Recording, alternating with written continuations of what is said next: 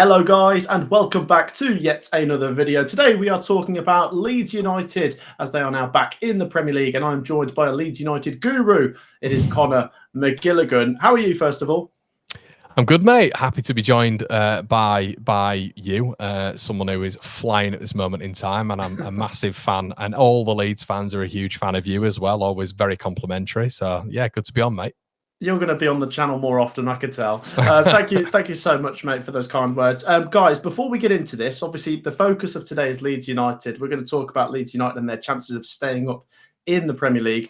Be sure to check out the links in the description. We've got Conor's channel and his other channel, One Leeds. So please be sure to subscribe to those. You might see myself over on Conor's channel this week as well. So be sure to get involved, like this video as well. And Conor, I'll dive straight into it.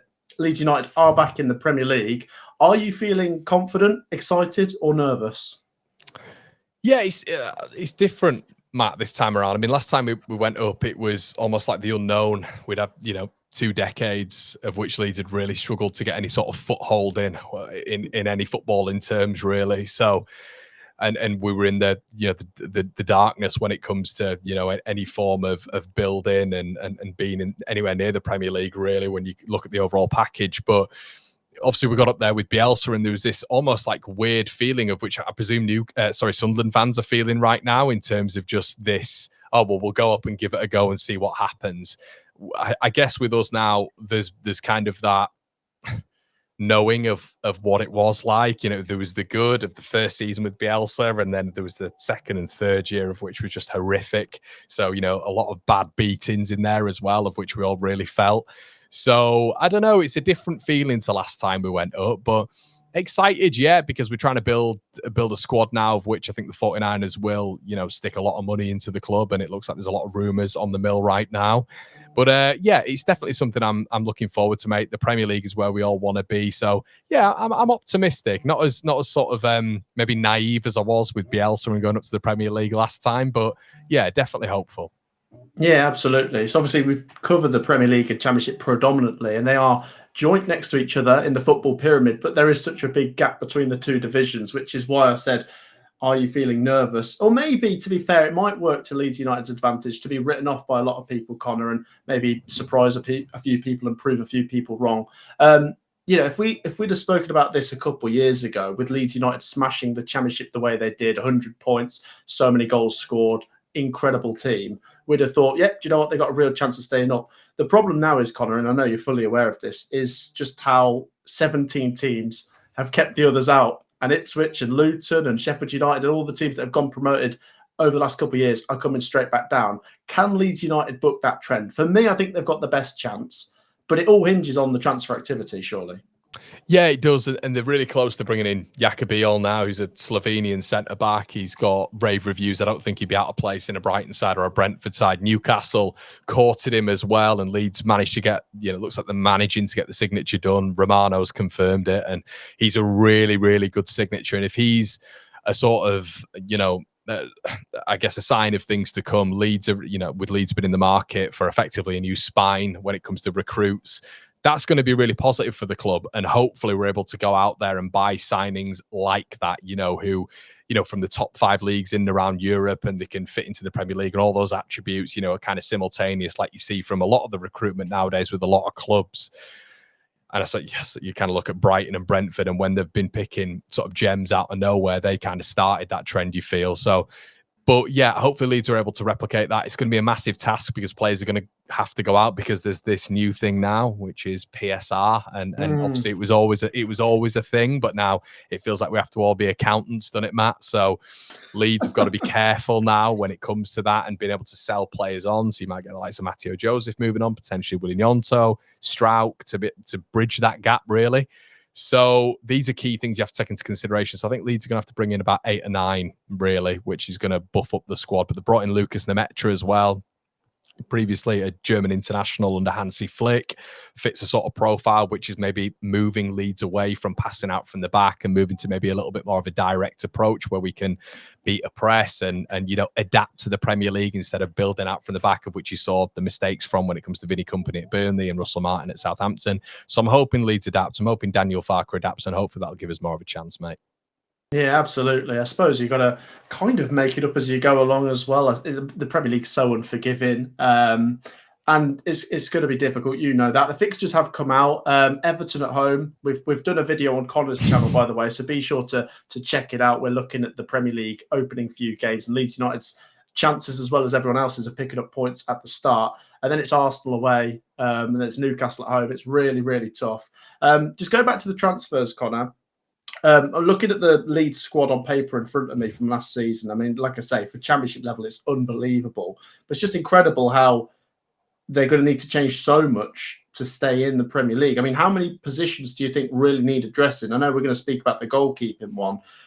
The thing is as well, can it all be done with a feasible budget? Or do you think it would have to be, for Leeds United to have a chance of staying up, that they deliberately break PSR?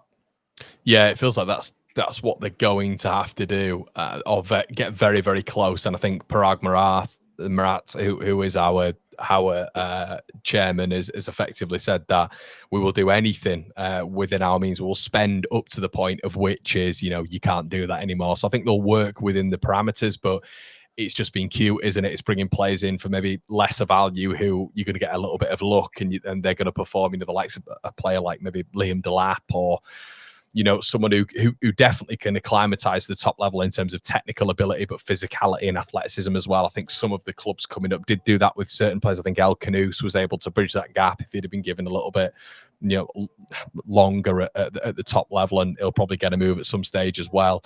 But yeah, I think the gap is going to be very, very difficult for Leeds United to bridge. I have to be brutally honest with you, mate. They need every signing. You need luck, but every sign has to hit the ground running. I think that's the most difficult thing, to be honest. Every single sign needs to really hit the ground running. There can't be passengers. There can't be too many risks.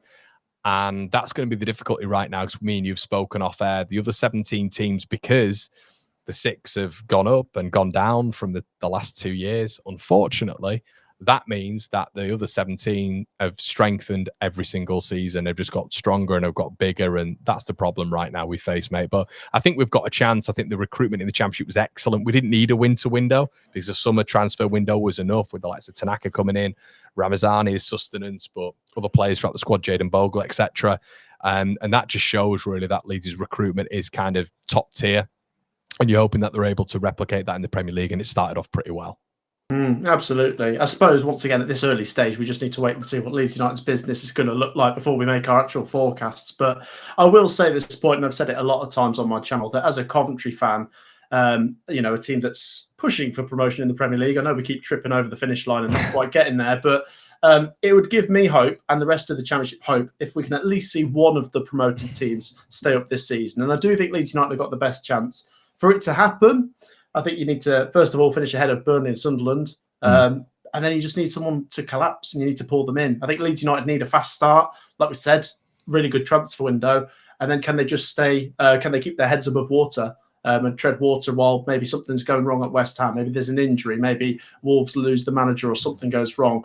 And it's a shame for me to say it like that, because I think there is a chance Leeds stay up, but I'm listing this whole list of things that would have to happen for Leeds to have a chance. The main thing I said to Connor in the last piece was that I think it's really important for the Leeds United fan base to try and have belief and be positive as much as they can. I know there's a limit, and if you're losing 3-0 week in, week out, it soon drains away. But that's such an important part going into next season, isn't it, Connor?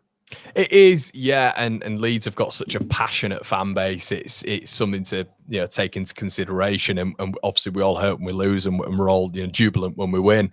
And we are renowned for having a fan base who is reactive in the best ways, but sometimes can really see that other side of it as well.